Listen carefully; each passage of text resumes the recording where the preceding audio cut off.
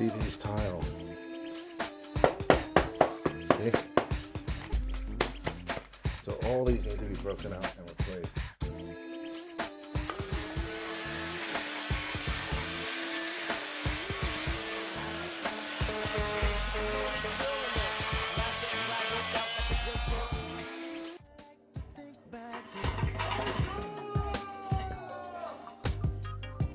If you notice, behind this tile really wasn't a thin set place to make it solid. We're going to replace that. Score around each square. Then, lightly or carefully, you chisel one piece to get the other pieces out as well. Luckily,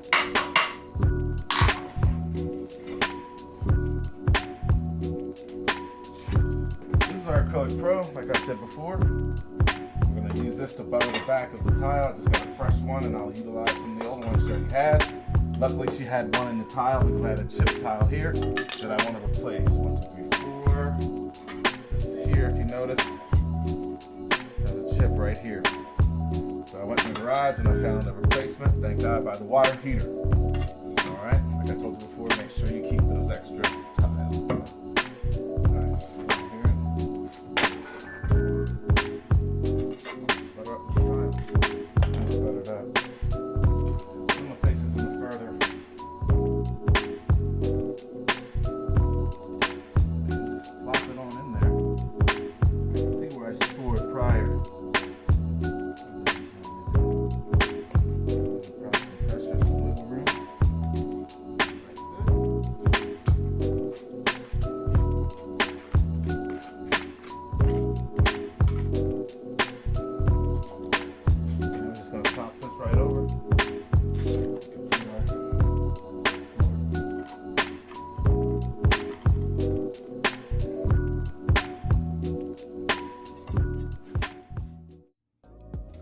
You notice when someone applied grout or caulk, they did a nasty job, so I'm going to take it off for her.